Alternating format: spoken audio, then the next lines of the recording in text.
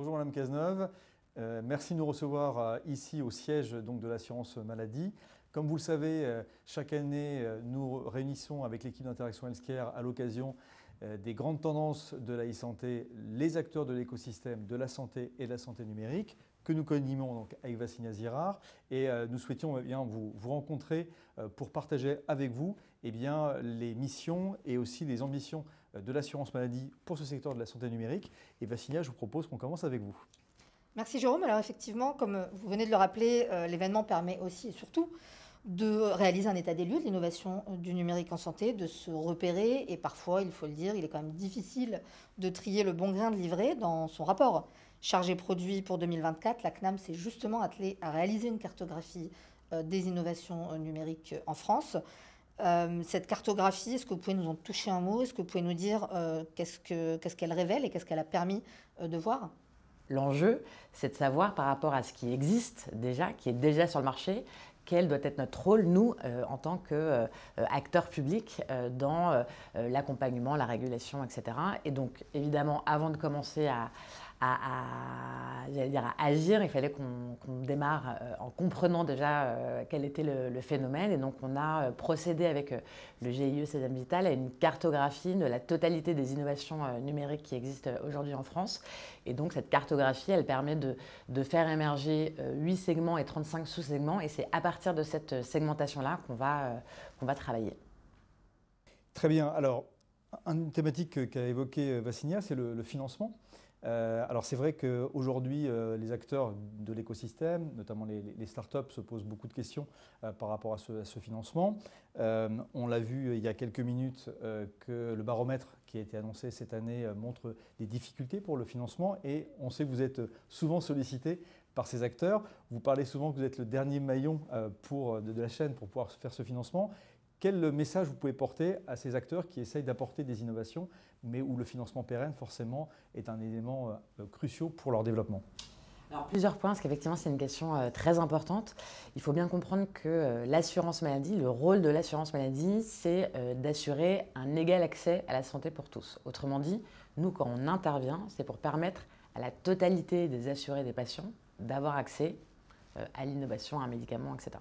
La manière dont ça fonctionne, c'est que c'est jamais l'assurance maladie elle-même qui décide de rembourser ou de ne pas rembourser une innovation. Il faut d'abord que le Parlement, quand c'est souvent d'ordre législatif, donc que le Parlement dise ok, maintenant on va rembourser la télésurveillance, ok, maintenant on va rembourser tel ou tel type de dispositif. Il faut ensuite une évaluation scientifique qui n'est pas nous, donc c'est notamment la Haute Autorité de Santé. Et selon l'évaluation de la Haute Autorité de Santé, et donc vraiment une partie scientifique, nous, l'assurance maladie, on intervient à la fin.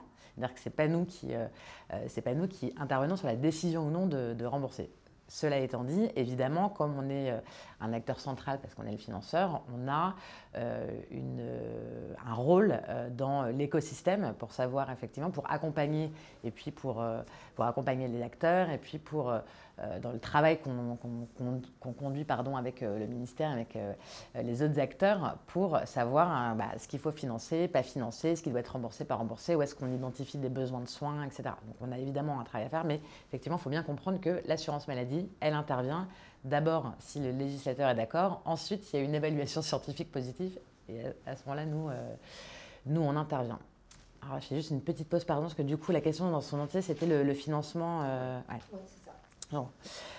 Alors ça c'était le premier point. Le deuxième point c'est que en France on a souvent un peu critiqué le fait que les financements étaient tardifs, qu'on n'était pas très bon sur l'innovation, etc. Donc je voudrais vraiment aller à l'encontre de cette croyance assez répandue. Déjà parce qu'on prend souvent l'exemple du médicament en disant regardez en France on est super mauvais, c'est pas vrai du tout. On a publié dans Charge des produits, on est le deuxième meilleur pays en Europe, juste après l'Allemagne, en termes de délai d'accès des médicaments innovants. Et donc ça, c'est très important de le savoir. La deuxième chose, c'est que sur les dispositifs médicaux, et notamment les dispositifs médicaux numériques, on a mis en place des dispositifs qui sont totalement inédits dans l'Union européenne et puis par ailleurs dans le monde entier. On a mis en place un dispositif là, cet été, donc le remboursement en droit commun de la télésurveillance. On est le premier pays à l'avoir fait, alors même qu'on n'a pas encore de données en vie réelle qui nous permettent de correctement justement calibrer le modèle financier. Donc on a totalement changé de logique.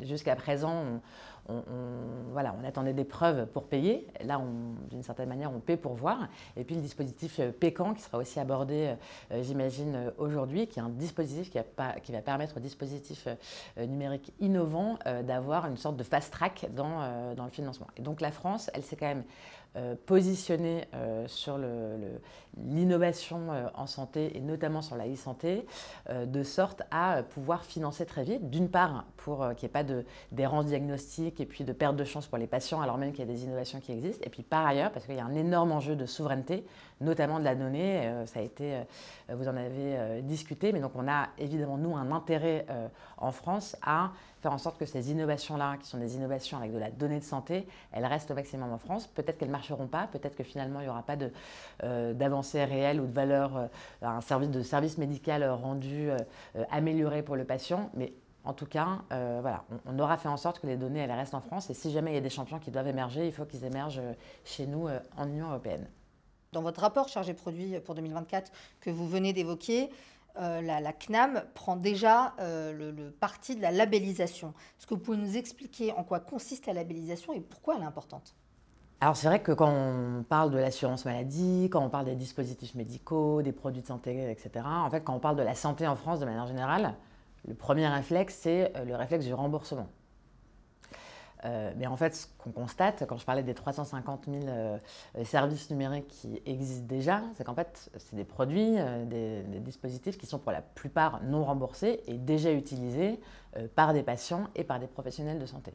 Et donc, l'assurance maladie, l'enjeu du financement, c'est un enjeu d'égal accès aux soins. Et donc, c'est la raison pour laquelle on va intervenir sur des remboursements, et on le fait déjà, par exemple, sur l'IA, les dispositifs pour les diabétiques. On a des dispositifs quand même hyper avancés d'IA en boucle semi-fermée qu'on rembourse, parce que la Haute Autorité de Santé, elle a permis qu'on puisse rembourser ça. Donc, on est suffisamment en avance sur le remboursement des innovations, entre guillemets, qui ont fait leurs preuves.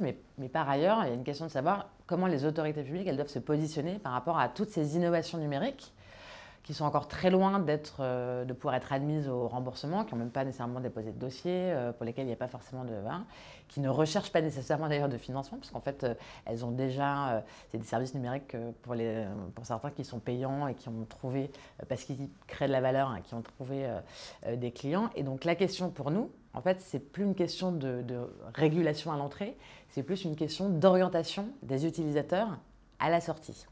Et donc moi, je pense que c'est fondamental dans les années qui viennent, et sur le numérique, de toute façon, on aura une petite partie émergée de l'iceberg qui fera l'objet d'un remboursement, et donc avec tout ce que ça emporte d'encadrement, etc. Mais en fait, il y a plein d'innovations numériques qui ne seront pas nécessairement remboursées par la sécurité sociale, mais pour lesquels, moi, je souhaiterais qu'on puisse apporter un label de qualité. Parce qu'en fait, le problème aujourd'hui, c'est que vous allez sur votre smartphone, vous êtes un professionnel de santé, vous êtes un patient, vous avez des tonnes d'applications santé, mais qui sont les applications santé qui respectent vos données, les applications santé qui respectent les recommandations de la Haute Autorité de Santé, les applications santé qui ont une évaluation par les patients, etc. Et donc tout ça, c'est à nous de pouvoir l'apporter. Donc la labellisation, ça va être un moyen pour nous d'orienter à la fois les patients et les professionnels de santé vers les outils numériques qu'on aura, nous, vérifiés. Donc, il y a un premier socle qui existe aujourd'hui, c'est les fameux 150 critères de l'Agence du numérique en santé, qui sont des critères de sécurité des données, d'interopérabilité et d'éthique du numérique. Donc là, on regarde en fait le cœur du réacteur pour vérifier que les données ne partent pas n'importe où, qu'elles ne sont pas utilisées n'importe comment. Ces critères-là, c'est les critères qui sont utilisés pour le référencement dans mon espace santé des applications à destination des patients. Et ce qu'on voudrait faire, ce qu'on va faire, c'est d'ajouter une forme de couche d'évaluation qui soit plus une évaluation métier, avec des critères de respect des recommandations de la Haute Autorité de Santé, de l'évaluation par les patients, pour renforcer cette labellisation et par ailleurs la rendre un peu plus spécifique selon les 8 segments et 35 sous-segments dont on a parlé tout à l'heure, puisque autant les 150 critères sur les critères de l'éthique, de sécurité, du numérique, etc., ils sont universels pour l'ensemble des applications et des DM numériques. Autant après, quand on parle de télésanté, quand on parle de parcours patient, etc., on rentre sur des choses très différentes et donc il y a une évaluation métier à porter. L'objectif, c'est surtout pas de freiner le marché, de freiner l'innovation, etc., mais au contraire, de l'aider à se structurer en imposant un label sur voilà, les dispositifs numériques qui auront le plus de valeur et pour les patients et pour les professionnels. Alors, une nouvelle preuve que la santé numérique est au cœur de vos réflexions et de vos projets. Vous avez lancé donc il y a un an donc un nouveau département, télésanté et innovation numérique. Alors, c'est le but de cette conférence, c'est souvent de faire un regard sur ce qui s'est passé en 2023. Donc, première question, quel est le bilan de ce département et aussi quels sont vos projets pour l'année 2024 ? Alors c'est vrai que quand on a créé ce département, on se disait, bon, il y a ce champ du numérique en santé. Alors nous, on connaît très bien ce qu'on développe nous, l'assurance maladie, nos produits à nous. Donc nous, on développe mon espace santé, on développe les services pour les professionnels, Amélie Pro, etc. Mais en fait, il y a tout le monde autour du numérique et donc tout ce que les acteurs privés développent. Et donc on s'est dit, bon, il faut qu'on crée qu'on crée une entité chez nous qui soit au moins en mesure de comprendre, de regarder ce qui se passe.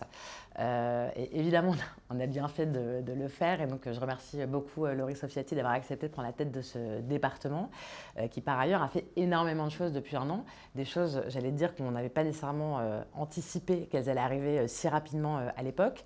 Mais on a des très grosses avancées, notamment sur la téléconsultation avec... pour le coup, ça c'est un premier segment qui va avoir un vrai package de régulation qui va être posé. Il manque juste là un décret qui va sortir, mais une fois qu'il sera sorti, on aura tout ce segment-là pour lequel il y aura un cadre qui aura été défini et qui garantira l'éthique et la qualité de la prise en charge pour les patients, pour les professionnels. Donc ça, c'est un vrai succès cette année. Il y a cette fameuse cartographie qu'on a réussi à sortir. Et puis, il y a tout ce sur quoi on est en train de travailler. Alors la télésurveillance, alors qui a démarré en remboursement en droit commun, mais évidemment le plus important est devant nous, c'est-à-dire l'évaluation en vie réelle et puis l'élargissement à d'autres segments et toutes les autres innovations numériques pour lesquelles il va falloir qu'on crée des référentiels et qu'on réfléchisse à la manière dont on va les évaluer. Et puis, on a aussi des grands défis devant nous. Je crois que ça va aussi être abordé aujourd'hui, notamment autour de l'intelligence artificielle. Donc, on a des travaux spécifiques qui ont démarré là-dessus. Peut-être un mot sur le sujet. C'est vrai que sur l'intelligence artificielle, c'est un champ très large qui recouvre plein de choses différentes. Et en fait, quand on creuse le sujet de l'intelligence artificielle, on se rend compte que la question, elle est moins tant sur l'intelligence artificielle dans les dispositifs médicaux à destination des patients, parce qu'en fait, la Haute Autorité de Santé, elle a déjà prévu des modalités d'évaluation, finalement, qui sont des modalités d'évaluation quasiment classiques. On a rajouté une brique sur l'évaluation des algorithmes, mais ça, il y a un process qui existe pour être admis au remboursement. En revanche, ce qu'on voit, c'est que l'intelligence artificielle, elle se développe aussi énormément sur les secteurs de l'imagerie, sur les secteurs de l'anapath, elle se développe dans la robotique, etc. Et en fait, tout ce dont je viens de parler là, ce sont des secteurs qui ont des points communs, c'est qu'en fait, on parle d'équipement aux professionnels de santé. Et autant quand on a des médicaments ou des dispositifs médicaux qui ont pour finalité le patient, il y a une évaluation de la Haute Autorité de Santé, il y a une négociation de prix et il y a un remboursement ensuite par l'assurance maladie. Autant quand c'est de l'équipement aux professionnels, en fait, il y a une relation directe entre l'industriel et le professionnel de santé.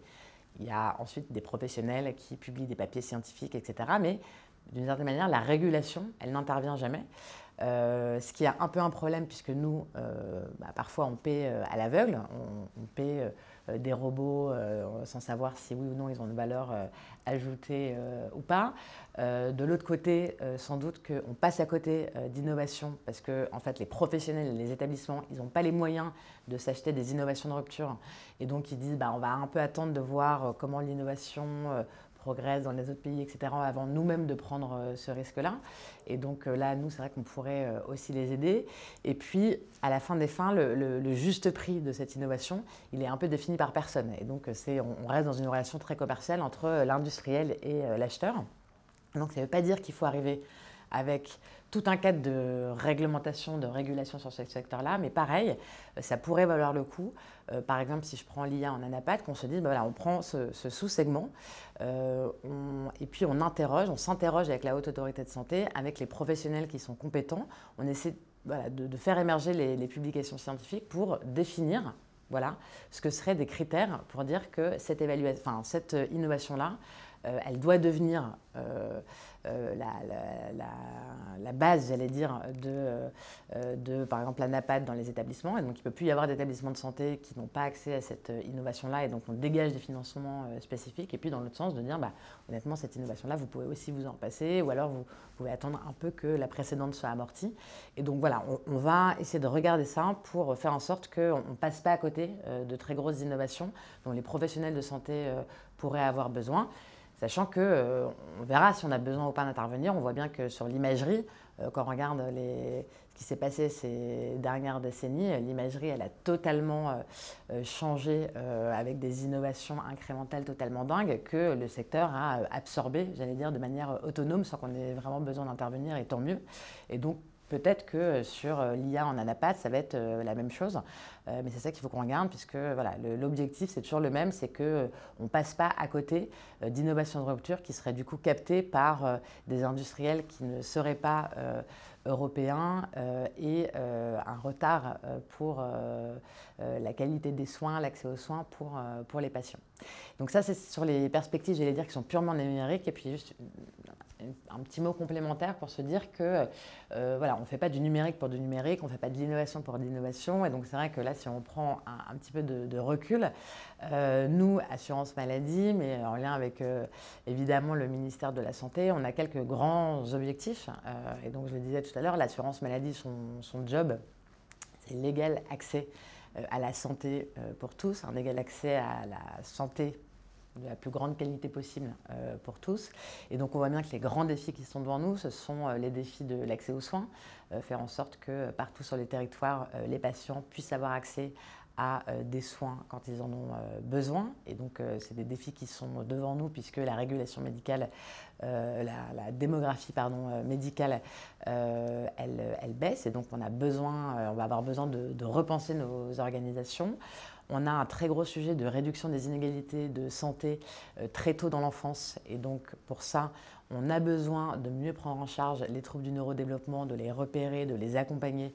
Il y a un boom en ce moment sur les dépistages et les diagnostics de ces troubles du neurodéveloppement qui arrivent très tardivement. Et donc, comment est-ce que globalement, le système arrive à intervenir très tôt sur ces prises en charge-là ? On a plus généralement un des grands enjeux sur la prévention étant à la fois la prévention primaire, donc tout ce qui relève des habitudes de vie, la prévention secondaire, c'est-à-dire tout ce qui relève du diagnostic, du dépistage et comment est-ce qu'on peut intervenir très précocement avec, pour l'assurance maladie, un enjeu particulier sur le cancer, puisqu'on n'est pas très bon en France et donc on voudrait vraiment être meilleur sur le diagnostic précoce du cancer. Et puis la prévention tertiaire, c'est-à-dire l'accompagnement des patients qui ont des pathologies chroniques. Et donc il va y avoir une explosion des pathologies chroniques dans les prochaines années, un vieillissement de la population. Et donc on a besoin de mettre en place tout ce qu'il est possible de mettre en place pour que ces patients-là aient un suivi médicalisé, et pas que médicalisé d'ailleurs, le plus précoce possible. Et donc ça va passer par de la télésurveillance, ça va passer par des applications aussi qui vont permettre de s'auto-évaluer. Enfin, il y a plein de choses qu'on peut faire sur l'accompagnement de ces patients-là, ces patients diabétiques, ces patients qui ont une insuffisance cardiaque. Et donc voilà, ces innovations-là, je le dis parce que évidemment, ce qu'on va attendre aussi nous dans le cadre ce que les autorités sanitaires vont favoriser, vont valoriser, ce sont aussi les innovations qui permettent d'aller dans ce sens-là. Donc merci pour cette interview et à très bientôt. Merci beaucoup.